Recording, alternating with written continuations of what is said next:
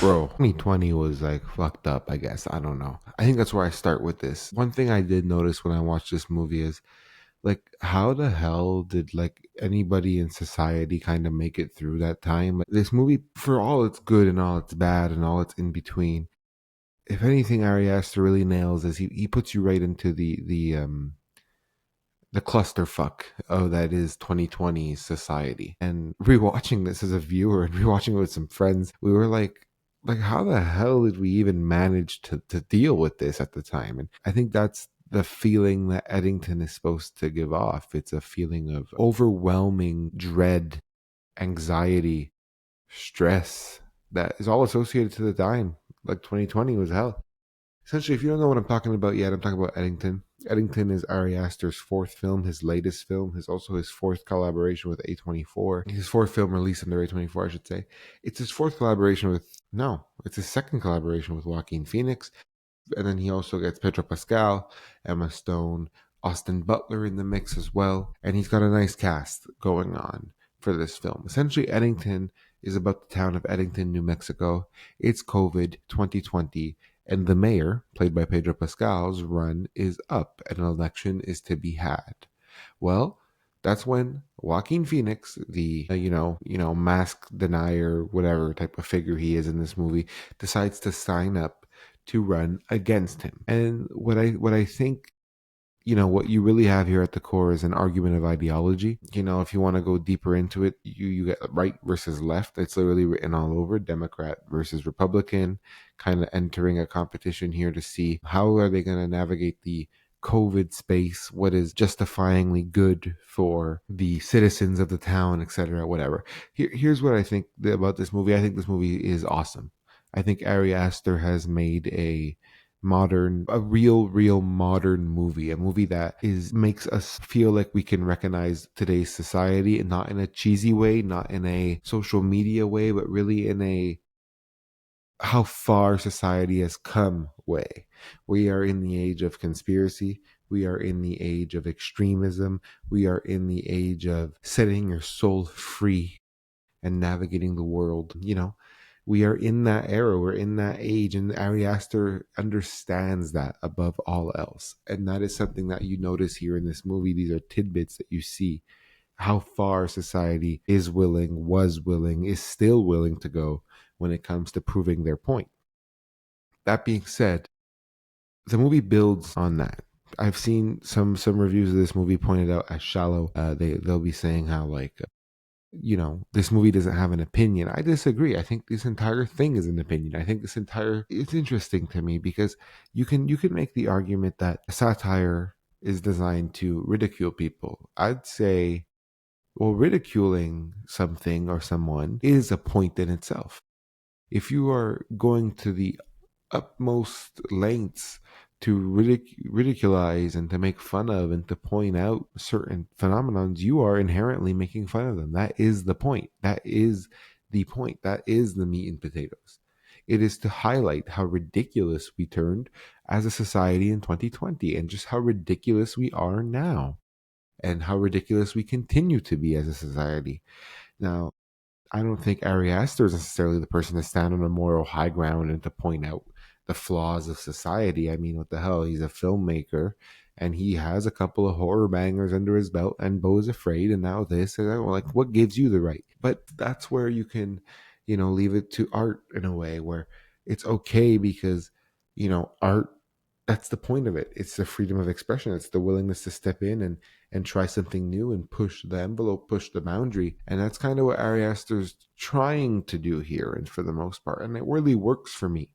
The idea that he's going to push themes that you've seen already before installing his own themes, push themes, but also moments, debates that you've seen already.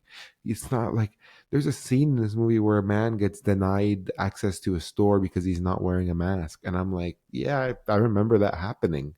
Like these were things that happened, COVID, social distancing, all this stuff. Like these are things that they remind you of in this movie. And they do it in an effective way because Ari Aster is then able to build his own narrative over it. And does that mean it's the most complex, compelling narrative you ever heard? No, it's not. It's a fairly simple story. It's a story of greed and of escapism, and of distress mostly, but it doesn't mean this film is ineffective in the way it balances it. Sometimes you're better off being taking a safe option in a chaotic world, and that's what I feel like Ari Aster does here with Eddington.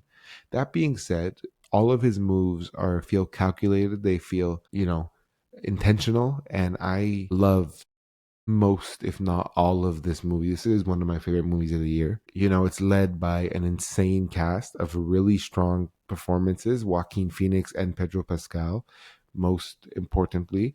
It also features some scenes by Emma Stone. I wouldn't call her a star. Emma Stone and Austin Butler are in this as well. They're not on screen very often, but when they are, they do a great job. Austin Butler is perhaps the most captivating character of the entire movie for the short little bit of runtime he's in it. And that doesn't necessarily matter.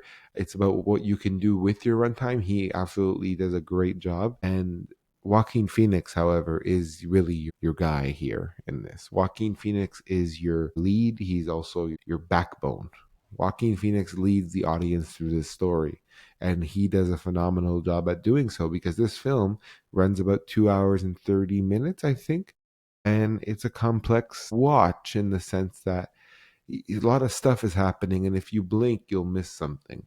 And at the same time, I don't feel like it's an overcomplicated movie. You're not watching a Nolan film here. You're kind of going rolling with the punches, but these punches are important. And when there's one man leading you down the road, and that man is Joaquin Phoenix, you best be paying attention, if you understand what I'm trying to say. So he does a good job. He commands the screen, as he always does. I think Joaquin Phoenix is one of the best actors we have. I love his relationship with Ari Aster. He, to me, was the best part of Beau is Afraid as well. So I think that they always work well together. Then, there's a whole other facet that I like about this movie, which is this is Ari Aster really putting his hand into something other than sci-fi fantasy. This is supposed to be grounded in realism in more ways than one. It's kind of, if you took the realism of the entire United States and threw it into one town, they are drawing from everywhere. And to be fair, the movie does recognize this. It recognizes that, these problems are rising all over the country or all over the world, and we are going to centralize them into one town to make it the most chaotic thing ever. But what I think it does a good job at is it does a good job at making you understand that this is a reflection of society. I got to watch this movie a week ago at Fantasia, and I've been sitting with it for a week, but it premiered at Fantasia Film Festival.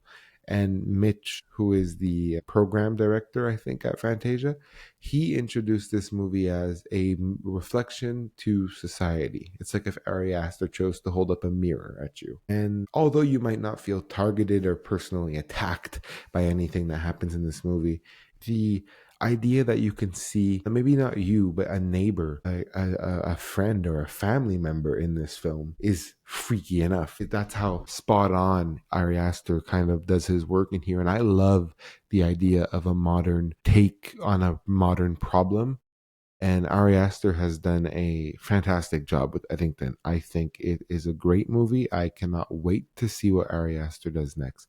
I will say this: I've seen complaints. People go, it's long, it's messy, it's shallow.